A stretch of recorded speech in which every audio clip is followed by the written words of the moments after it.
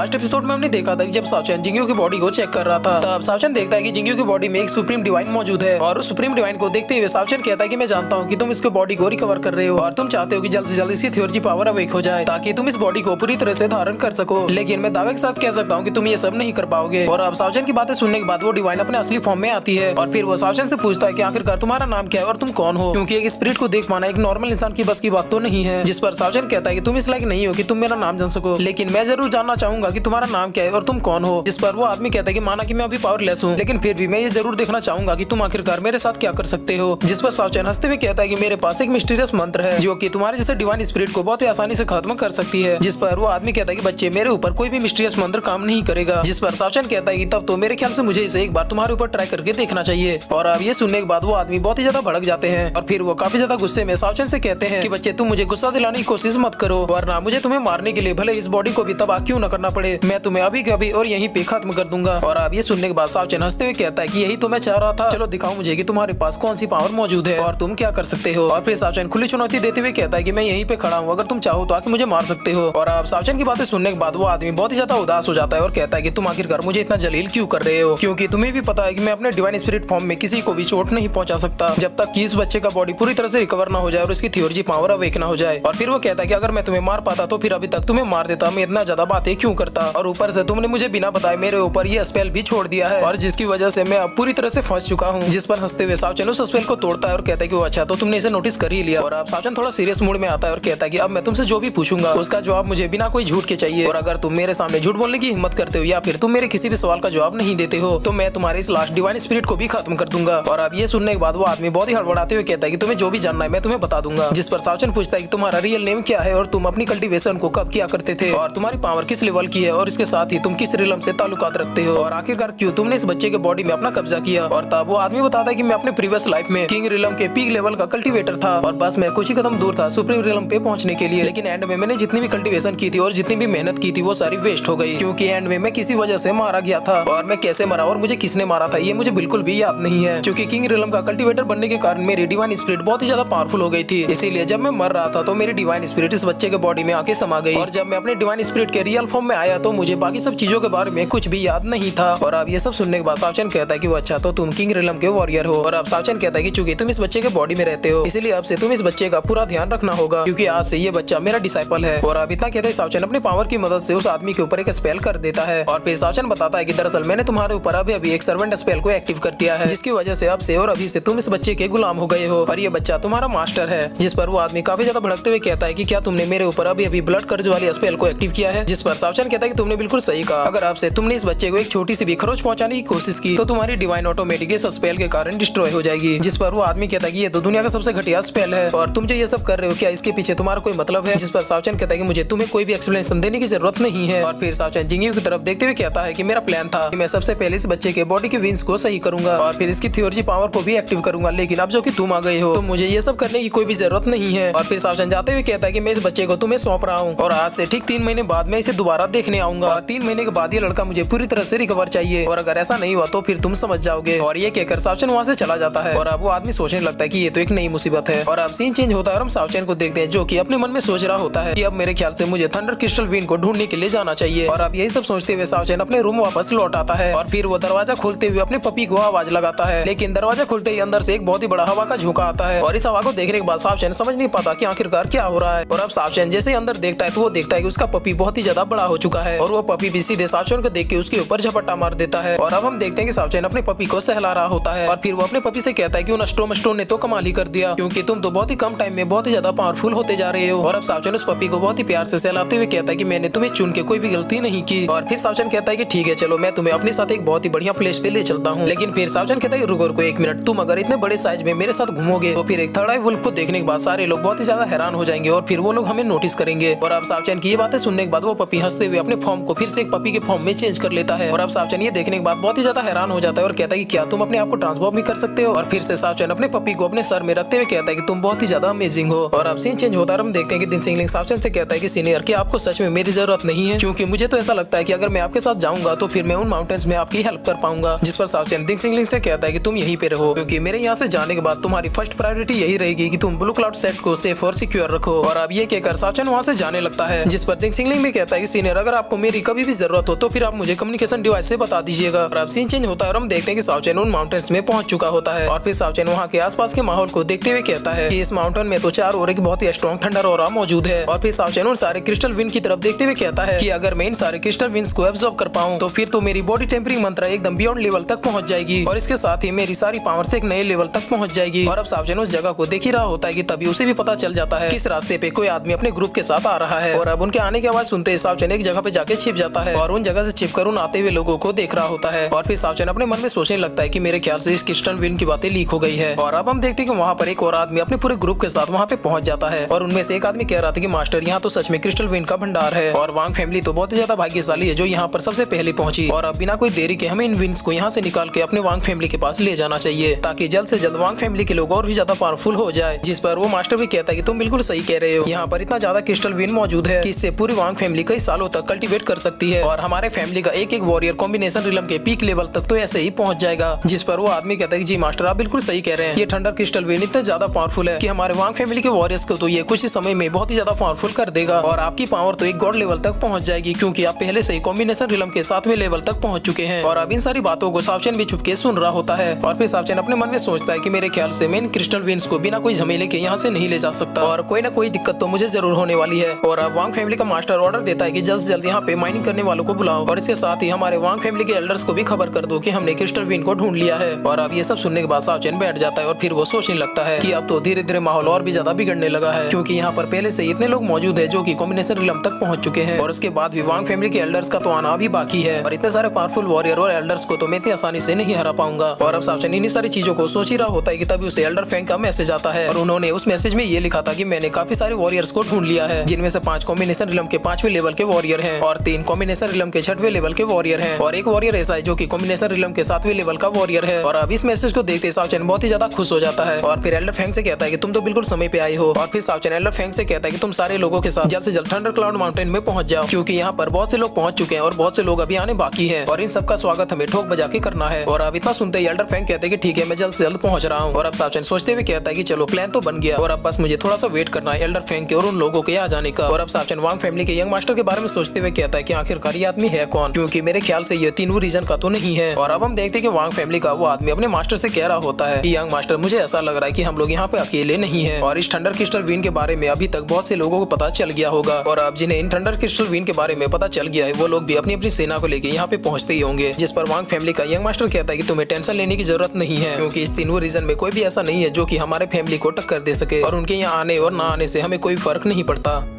और फिर इसी के साथ ये एपिसोड यहीं पे खत्म होता है। तो गाइस अगर आपको ये सीरीज देखने में मजा आ रहा है तो फिर आप इस वीडियो को लाइक करके इसे शेयर कर दें और साथ ही ये सीरीज आपको कैसा लग रहा है ये मुझे कमेंट में जरूर बताएं क्योंकि मैं आप सभी भाइयों का कमेंट पढ़ा करता हूँ और आपके कमेंट देखने के बाद मुझे नेक्स्ट वीडियो बनाने के लिए बहुत ही ज्यादा मोटिवेशन मिलता है। और भाइयों जैसा की मैंने आपको बताया कि अभी घर में थोड़ा काम चला जिसकी वजह से थोड़ा बिजी हूँ और टाइम पे वीडियो नहीं दे पा रहा, लेकिन मुझे जब भी समय मिलता है मैं आप लोगों के लिए वीडियो बनाते रहता हूँ। इसलिए आप लोग अपना भाई समझ के मुझे अभी के लिए फिलहाल माफ कर देना और जब मैं पूरी तरह से फ्री हो जाऊंगा तो फिर मैं पनिशमेंट के रूप में आपको एक दिन में 3 वीडियो दे दूंगा। और आप लोगों के हर एक चीज के लिए आपका दिल से धन्यवाद।